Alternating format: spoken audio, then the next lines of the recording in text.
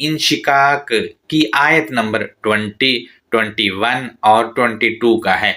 इसमें युमिनून का मरादफ यसजुदून आया है और इन दोनों की जिद के तौर पर युकज़िबून लाया गया है। लिहाजा यसजुदून के मानी मरादफ की सूरत में वो मानते हैं, तय होते हैं, और युकज़िबून के मानी वो झुटलाते हैं।